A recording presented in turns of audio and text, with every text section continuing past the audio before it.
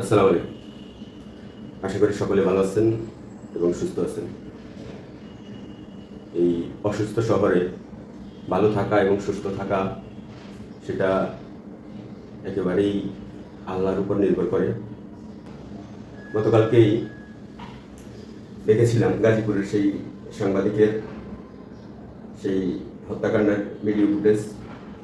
তারপরে আরেকজন সাংবাদিককে ইট দিয়ে থেতলে দেওয়া হয়েছিল, আনোয়ার এবং তুহিন।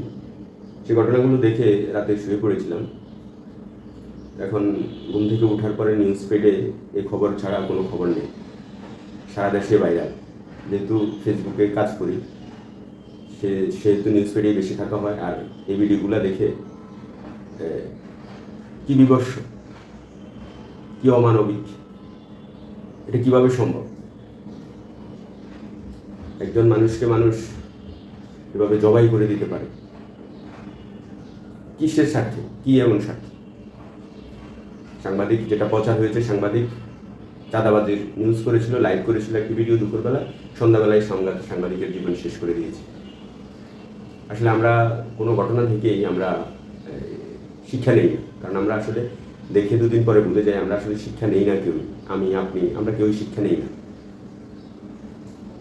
এ পর্যন্ত মানে দুনিয়াতে কিংবা যে কোনো প্রেক্ষাপটে হোক, যত ধরনের হত্যাকাণ্ড ঘটে, যারাই ঘটায়, আপনি দেখুন শেষ পর্যন্ত কিন্তু যে হত্যাকাণ্ড, যাকে মারা হয়, যে মরে যায়, সে তো চলে যায়, কিন্তু যে মারে, যিনি হত্যাকাণ্ড ঘটায়, তিনি কি এই হত্যাকাণ্ডের পরে তিনি কি আর সুস্থ জীবনে ফিরে আসতে পারে? আপনি দেখান পৃথিবীর ইতিহাসে হত্যাকাণ্ডের পরে কেউ নিজে সুস্থ জীবন দ্বারায় জীবন অতিবাহিত করছে, এরকম কি রেকর্ড আছে? আপনি জেলে যান কিংবা আপনার ফাঁসি না হোক, জেল না হোক, কিন্তু আপনি কিন্তু ওই সমাজে আর বসবাস করতে পারেন না। আপনাকে সমাজ খুনি হিসাবেই আপনার মার্ক হয়ে যায় এবং আপনি কিন্তু আর সাধারণ জীবনে, স্বাভাবিক জীবনে কিন্তু কেউই আর ফিরে আসতে পারে না। তাহলে কেন ভাই এই হত্যাকাণ্ড? কেন এইভাবে একজন নিষ্ঠুর, এত নিষ্ঠুরতা কেন?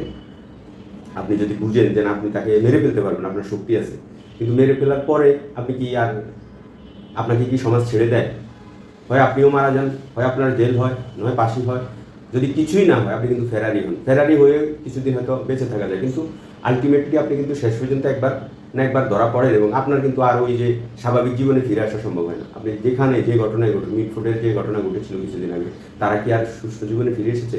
কিংবা গতকালকে যারা আপনারা এই ঘটনা ঘটিয়েছেন, কিংবা আমরা যারা দেখেছি, কিংবা আমরা ভবিষ্যতে এই ধরনের, আমি ভবিষ্যতে বলার জন্য, মানুষ আসলে কেন বুঝে না যে কাউকে হত্যা করে, কাউকে মেরে কেউ কিন্তু আর স্বাভাবিক জীবনে আসতে পারে না কিংবা স্বাভাবিক জীবনে চলতে পারে না। তাহলে আপনার যেহেতু আরেকজনের সংসার, স্ত্রী, সন্তানকে আপনি, সন্তানদের সামনে থেকে আপনি যাকে মেরে ফেলেছেন, সে যেমন তার জীবন যেমন অনিশ্চিত করে দিয়েছেন, তার পরিবারের জীবন অনিশ্চিত, আপনার জীবনও কিন্তু আপনি অনিশ্চিত করে দিচ্ছেন, কারণ আপনিও আর স্বাভাবিক জীবনে ফিরতে পারছেন না।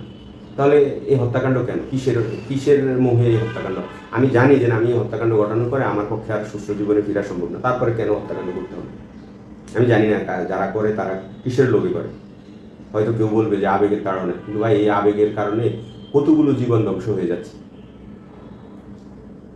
গাজীপুরের সেই তুহিন কিংবা যার পা থেতলে দেওয়া হয়েছে, আনোয়ার সাংবাদিক,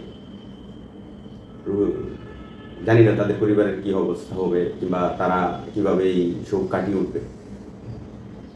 এখন সাঁড়াশি অভিযান চলবে, একে ধরা হবে, কাউকে নিরপরাধ কাউকে ধরা হবে কিংবা সঠিক অপরাধী ধরা হবে, কিন্তু এই যে ধরা আর এই যে হত্যাকাণ্ড, আমার কাছে এটা কোনো মানে হয় না। সবাই ভালো থাকবেন, সুস্থ থাকবেন, নিরাপদে থাকবেন।